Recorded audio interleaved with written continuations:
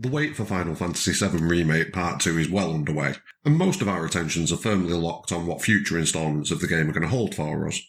Remember, as Final Fantasy VII Remake tells us, the unknown story is going to continue, and a lot of people are beginning to speculate what shape the next game is going to take. So in this video, I'm going to put forward 10 predictions for what we're going to see in Final Fantasy VII Remake Part 2. Some of these predictions rely on Remake Part 2 covering up to the end of the original game's Disc 1, so hopefully we do get to that point, but you can check out my predictions on where Remake Part 2 is going to run up to here. Don't forget to check out some of the other Final Fantasy VII Remake theory videos on the channel, and subscribe for future content regarding the game and other RPGs. But enough of that, let's get started with the predictions. Now I'm going to start off by saying I don't think we're going to get an overworld like we did in the original game. But I do think there is a compromise that will probably be used for Remake Part 2 and the rest of the remake going forwards. Similar to Final Fantasy XV, I think there's going to be large areas that you can run around and explore in with all of the secrets and hidden content and side quests that we had in the original game, but I do believe that these areas are going to be broken up, probably being separated into continents. It's possible it could end up being broken up by area, sort of like in Dragon Quest XI, but I feel like it's more likely they'll go the route of Final Fantasy XV and just have one of these large areas for each continent. It does mean, however, that we may not be able to fly around the whole world in the airship, like we did in the original game, but I'm pretty sure there is going to have to be a compromise here, and I feel like this could be it. One of the most underused areas in the original game was Gongaga, especially given how relevant it is to some of the stories in Final Fantasy VII. I mean, Zack's from here, which is pretty major in itself, but you also get one of the pieces of the huge materia from here, which you need later on in the original game. Fleshing out this area will definitely be something that happens. My prediction is that we'll see an underground facility beneath the destroyed Mako reactor, similar to the one under Sector 7 in Part 1. It could be used to explain a lot of what happened to cause the reactor to explode, or how this reactor produced a huge materia. It's a bit of a blank slate of an area, so I can definitely see them expanding this with probably a new area to explore. It's the most likely candidate in my eyes. Now, in the original Final Fantasy VII, both Yuffie and Vincent were optional characters that you had to do a little bit of work for. Not much, but a little bit. Fast forward to the modern day though, and these characters are both heavily ingrained into the universe of Final Fantasy VII, both of them having appeared in multiple entries in the franchise, and Vincent getting his own spin-off entry in Dirge of Cerberus. This being the case, I'm almost certain that these two characters are no longer going to be optional. You won't be able to miss these characters. And this adds a lot of possibilities for additional content for each of them. In the original, because they aren't mandatory characters, there weren't many moments in the main plot that directly involved them or push them forwards or reference them. This sort of thing was the realm of side quests like Wutai and Lucretia's Cave. But if they are added as mandatory characters, like I believe they will be, we'll see them incorporated into the story a lot more, and this can only be beneficial, especially in the case of Vincent, who ties into a lot of the main story's history and future. We could even see elements from Dirge of Cerberus itself coming into the remake, given the time-bending nature of everything so far. Who knows? But definitely, these characters are going to be mandatory. This one's almost so obvious I didn't include it, but I feel like the Gold Source is going to be expanded so much that it has to be included.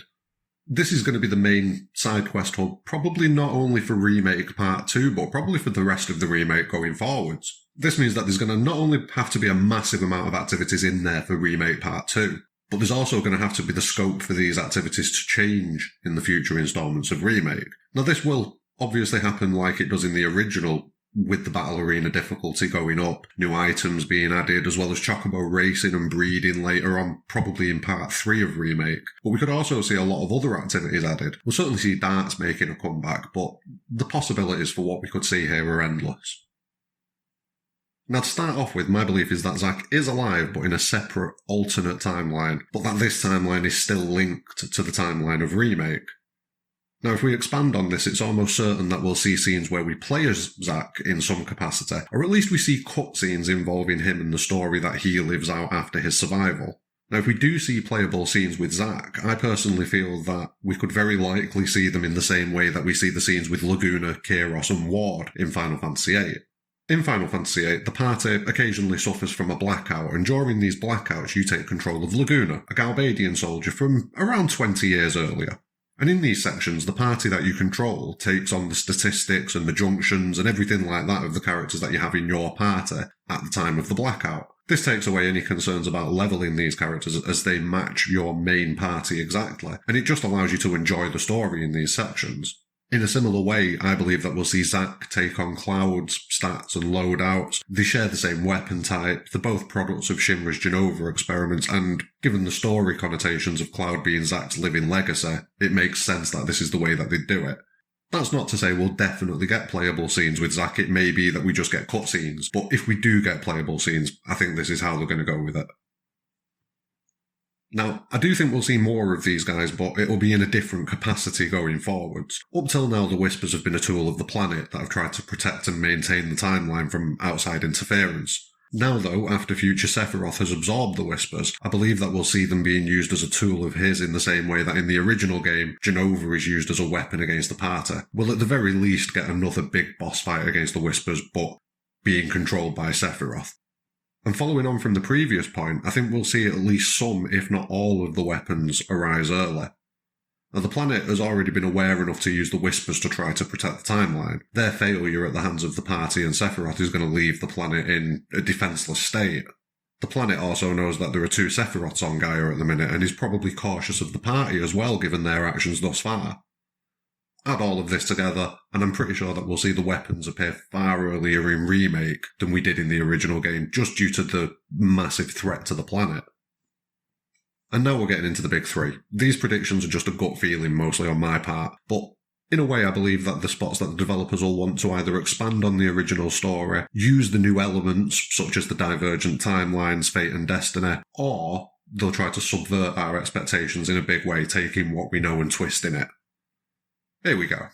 In the original game, Cosmo Canyon is a reasonably important location, and Bugenhagen gives the party quite a bit of information, explaining the basics of the planetary sciences and the circle of life on Gaia and the way things work. But it also shows you how in tune with the planet Bugenhagen is generally, being able to feel the planet's pain, to tune into it and hear the planet. And this connection is something that's going to be expanded on greatly in Remake Part 2, and the amount of information Bugenhagen's going to give us is going to be even larger. It's even possible that Bugenhagen will be able to perceive the changes that have happened to the timeline, as the planet knows about the changes and has actively fought against them. Now, if Bugenhagen can feel this struggle from the planet, he can potentially feel the changes as well, and may even know a lot of what's going to come. He may have seen the visions that the party see in the latter stages of Remake, and may have been able to put a lot of the pieces together before the party even arrive at Cosmo Canyon. If so, I expect to see a pretty vital conversation take place between Bugenhagen and Aerith at some point. Something that doesn't really happen in the original game if you think back to it. They briefly interact with each other, but I feel like that's going to be much more in depth. In the original game, one of the biggest moments, a moment that lives on to this day in pop culture, was the death of Aerith. For years, people posted hoaxes of ways to make Aerith survive, ways to revive her, all of which were fake. But what if now the devs give gamers something that they've always wanted, and Aerith somehow survives the Forgotten City? My personal prediction is that we'll see her survive for now, but eventually she will still fall, possibly at the end of the entire remake project as some sort of final roll of the dice when the party kind of realises that some fates can't be changed. Maybe in another way, maybe she'll survive as a means to an end, still to be picked off by one of the two Sephiroths at a later date. Who knows? But I do think this legendary scene will change, if only to freshen it up a bit and subvert some expectations for a while. Now, this is a big one. It's a bit of a reach, but gut feeling. In Remake Part 1, we clearly had two separate Sephiroths. One of them's the Genova puppet, as it is in the original game, just trying to gather the black materia, summon Meteor, and enact his plan. The other seems to have come back in time in order to change his fate.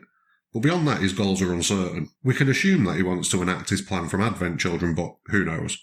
But what if both of those plans and goals don't mesh anymore? I believe that we could reach a point in Remake where future Sephiroth no longer needs the Sephiroth that's native to this timeline, and just gets rid of him.